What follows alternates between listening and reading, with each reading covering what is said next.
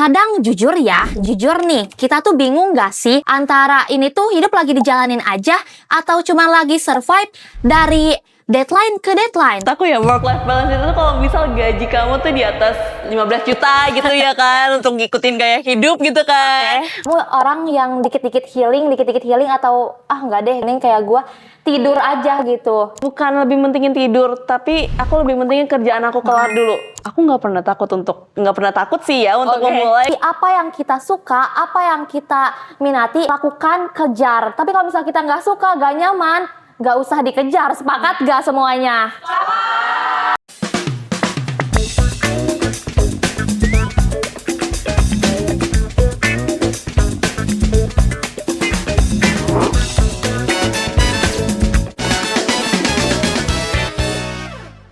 Halo everyone, welcome back to our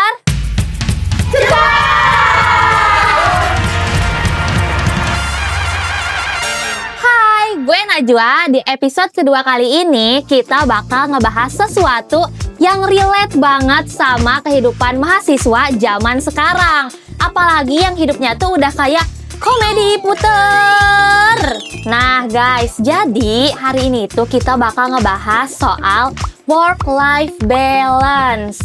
Apalagi buat mahasiswa yang double job, yang kuliah sambil kerja. Kadang jujur nih, kita tuh bingung gak sih antara ini tuh hidup lagi dijalanin aja atau cuma lagi survive dari deadline ke deadline. Udah tugasnya numpuk, kerjaan jalan, terus jam tidur berantakan. Belum lagi kalau misalnya hati ikut berantakan.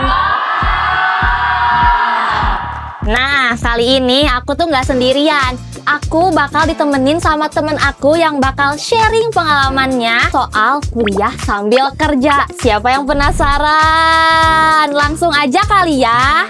Please welcome to Agi.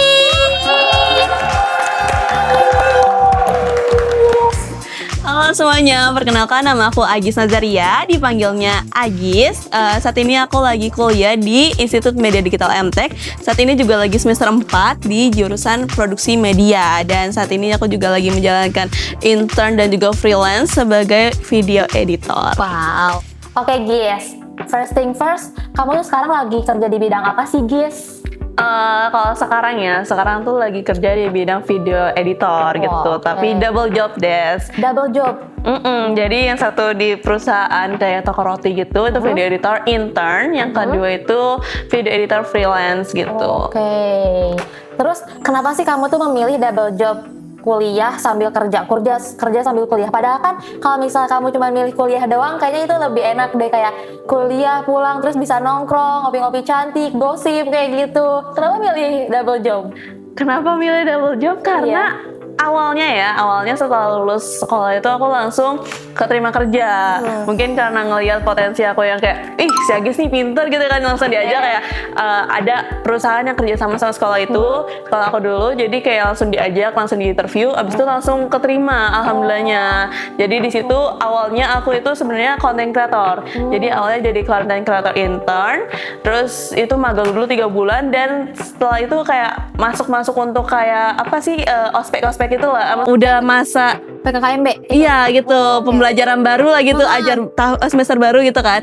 Nah akhirnya aku milih untuk kayak pengennya kuliah tapi berhenti kerja gitu. Tapi nih perusahaan, jangan, kamu mending sambil kerja aja. Jadi di perusahaan itu baik banget sama aku, alhamdulillahnya baik banget. Jadi aku diizinin gitu kan, jadi kuliah tapi sambil kerja juga. Perusahaannya tuh malah ngedukung kamu buat kuliah sambil kerja. Bener banget. Jadi aku kuliah terus habis itu kayak ya udah boleh kamu bikin, karena kan konten kreator ya, konten kreator itu tuh bisa di mana aja bikin kontennya. Jadi kayak ya udah kamu kuliah aja, nanti bikin kontennya di kampus juga nggak apa-apa. Mau datang ke kantor kalau misalnya ada meeting doang tuh juga nggak apa-apa gitu. Berarti fleksibel ya Gis? Fleksibel gitu banget. Dan juga itu kan jadi content creator intern gitu kan sambil kuliah. Terus kenapa jadi double job desk itu karena aku nggak pengen di zona nyaman doang nih, kayak aku udah setahun di sini, hampir setahun di perusahaan ini, tapi kayaknya itu doang gitu kan. Aku bosen nih. Ya udah aku akhirnya nyari pekerjaan baru. Dapat juga langsung keterima itu di content creator intern juga. Jadi Content creator juga tapi. jadi setelah aku yang dari intern ke freelance, terus aku jadi ini lagi content intern lagi, tapi dua jadinya. Ada di perusahaan IT dan juga perusahaan jasa layanan rumah tangga gitu. Itu Keren sambil banget. kuliah loh. Keren banget. Aku sambil kuliah menjalankan dua perusahaan sekaligus menjadi content creator. Wow. Terus pas kuliah tuh berarti udah dapet kerja, bukan pas kuliah, tapi kamu udah punya plan mau kerja deh atau gimana? Jadi udah dapat kerja kayak Udah gitu. dapat kerja duluan, Oke.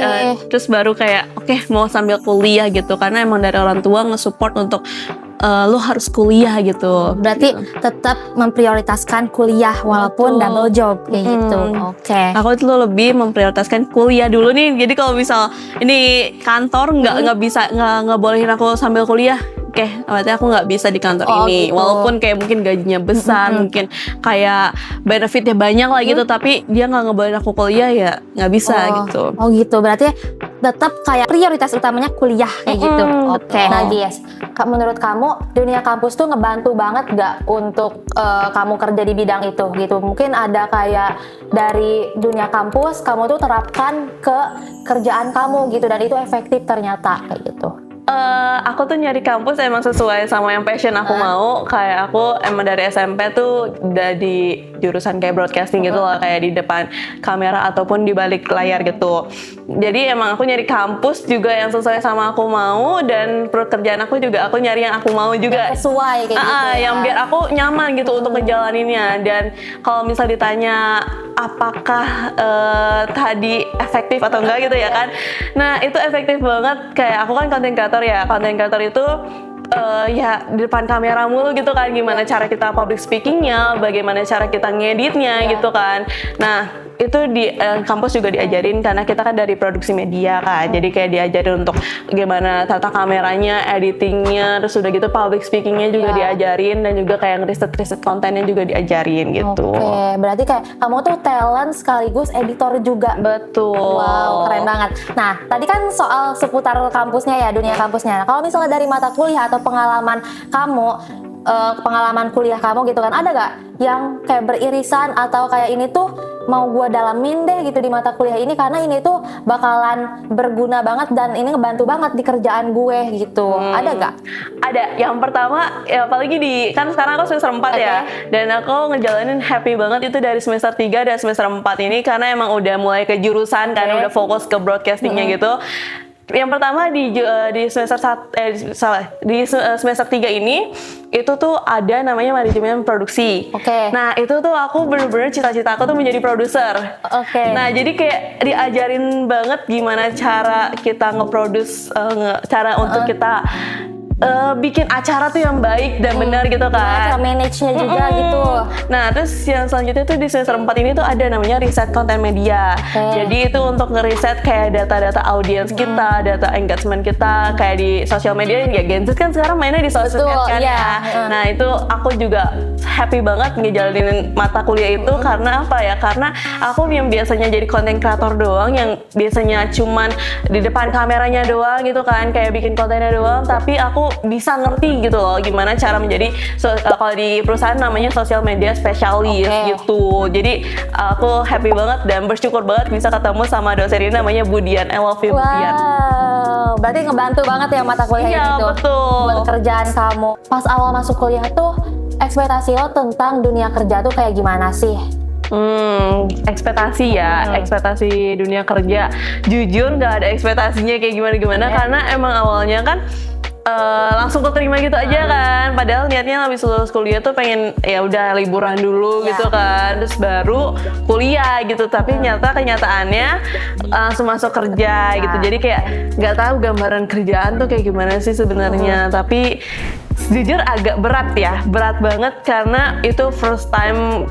Biasanya cuman kayak di daerah Tangerang doang kan, aku di daerah Tangerang kan tinggalnya, kayak cuman nih udah sekitaran situ aja, tapi harus kerja di Jakarta, harus survive di Jakarta, itu susah banget jujur. Terus menurut kamu kerjaan sekarang tuh udah sesuai ekspektasi kamu gak? kerjaan sekarang ya sesuai karena emang passion aku di situ. Ya, okay. Karena aku dari content creator ke video editor itu emang kerjaan aku, kayak emang ini yang aku minatin, ini yang aku kayak pengen aku tingkatin, tingkatin sampai kayak aku pengen harus lebih pro gitu kan. Kayak video editor mungkin aku biasanya cuma di CapCut gitu untuk di Reels aja, tapi pengen aku tekunin banget sampai kayak bisa ke After Effects-nya juga gitu. Jadi enjoy ya ngejalanin juga kalau misalnya sesuai sama potensi kita kayak gitu kan. Terus guys, ini jujur relate banget sih. Katanya jujur relate tuh sama orang-orang yang udah kerja biasanya. Dunia kerja tuh katanya sekeras itu loh gitu kan. Apa sebaliknya kayak gitu? Kalau menurut aku sambil ngejalanin kuliah ini ya dibilang keras. Tapi kayak aku enjoynya karena apa ya? Karena teman-teman aku nggak cuman yang kayak di lingkungan kampus doang, tapi aku punya teman-teman banyak dan punya potensi yang kayak relasinya banyak banget gitu kan. Jadi walaupun kayak ini hidup kok keras banget lah, capek banget, tapi aku dengan aku ngejalanin dengan nyaman, dengan kayak have fun gitu kan. Terus aku bisa, wah ini orang Agis nih pasti orang pinter nih, nanti gue besok-besok ajak lagi gitu. Jadi aku kayak bersemangat untuk bekerja, berkuliah, kayak aktif-aktifnya itu karena itu sih relasinya. Berarti kayak kamu tuh selain enjoy di kerjaannya, kamu juga emang ngerasa ini tuh emang passion kamu kayak gitu. Jadi kamu enak aja gitu ngejalaninnya dan nggak penuh tekanan gitu ya. Iya benar. Gitu kan. Penuh tekanan kalau misal biasanya di udah mau long weekend gitu kan, long weekend apalagi kan kalau aku kan di bagian marketing kayak video editor sama content creator. Jadi emang harus mempersiapkan konten-konten yang kayak buat liburan gitu kita persiapin gitu kan. Nah juga tekanannya kalau misal lagi UTS atau banyak banget tugas itu susah banget ya. Nah Gis, masuk ke topik utama nih, soal work-life balance. Menurut kamu Gis, work-life balance itu beneran ada gak sih? Atau cuman kayak teori semata yang bisa dibayangin aja? Atau kamu udah nerapin ke kehidupan kamu? Kalau menurut aku ya work-life balance itu kalau misal gaji kamu tuh di atas 15 juta gitu ya kan, untuk ngikutin gaya hidup gitu kan. Kayak biar kerjaan banyak tapi ya hidup bisa sesantai itu dengan nerapin gaji sebanyak itu. Bisa 50-50 lah ya antara kerjaan sama kehidupan kayak gitu. Tapi kalau misalnya aku nerapin atau enggak, jujur kayaknya enggak gitu, kayak belum kali Gis, belum sih ya kayaknya. Tapi kayak tidur aja, ya ampun tidur secukupnya gitu kan. Berantakan gitu, tidur juga boro-boro mau nerapin work-life balance. Susah banget. Gitu. Itu juga sih kan kamu kan Gen Z gitu kan. Kamu orang yang dikit-dikit healing atau enggak deh gue kayaknya nggak mau healing gitu. Mending kayak gue tidur aja gitu. Karena kalau aku ya bukan lebih mentingin tidur, tapi aku lebih mentingin kerjaan aku kelar dulu. Aku daripada kayak pengen sih healing gitu ya, pengen healing, pengen ke sana ke sini gitu. Tapi tetap kayak kerjaan aku tuh apa ya, prioritas gitu kan. Jadi kayak kuliah prioritas, kerjaan prioritas. Karena biasa Gen Z itu dikit-dikit healing gitu kan. Tapi kamu nggak kayak gitu. Pengen, tapi ya kadang healing aja sambil bawa kerjaan itu beban banget ya. Bawa beban gitu ya. Terus nih Gis, kamu kan padat banget gitu antara kerjaan sama tugas-tugas kuliah. Pernah gak sih ngerasa kayak burnout banget, kayak gue ngerasa udah capek banget, gue udah kayak nyerah deh, gue kayak udah deh cukup sampai di sini, sekian dan terima kasih kayak gitu. Kayak gue udah capek kayak gitu. Pernah gak ngerasa kayak gitu? Burnout banget pernah gitu kan. Tapi ya tetap harus dijalanin aja sih, karena ya gimana ya, emang udah kehidupannya seperti itu. Daripada kalau misal nggak sambil kerja itu kan ya kita nggak dapet duit, kita kan udah harus bersyukur kan karena udah diterima nih gitu kan. Terus sambil kuliah juga gitu kan, jadi harus dijalanin. Nah gimana cara naikin moodnya gitu pas lagi burnout kayak gitu? Mood aku biasanya kalau lagi nggak mood ngedit gitu ya, nggak mood kerja, aku kadang beli es krim. Itu es krim bener-bener kayak oke, ini penyemangat mood gitu banget. Kan, bikin kayak semangat kamu tuh bangkit lagi gitu kan.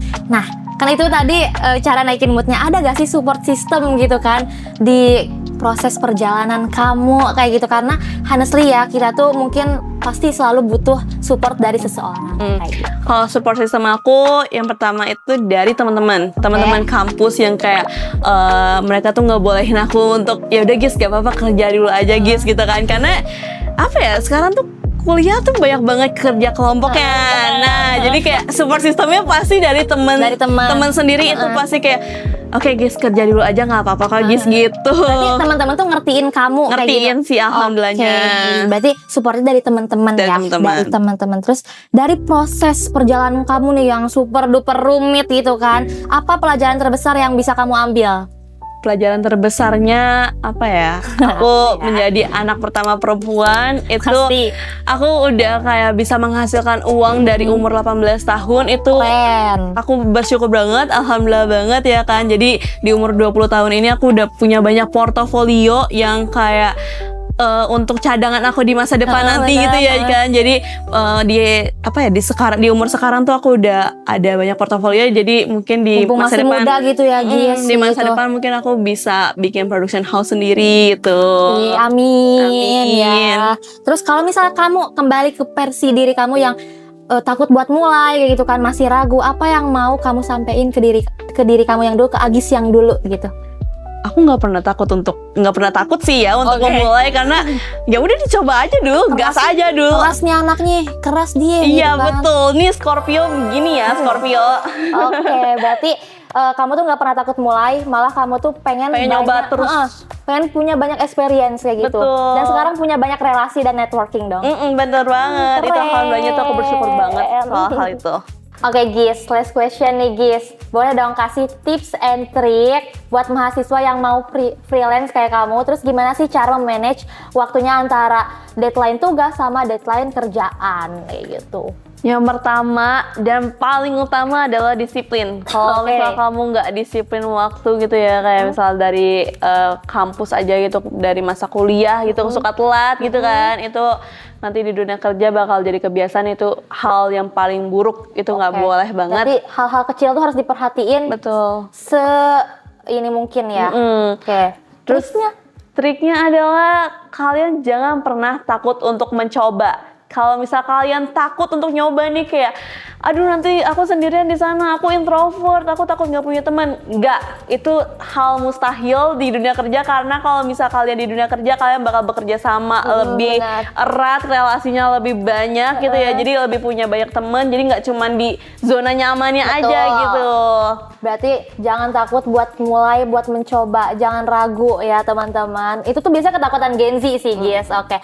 Good job Agis. Jujur Agis keren banget. Thank you so much ya Agis udah mau sharing dan cerita bareng aku kali ini.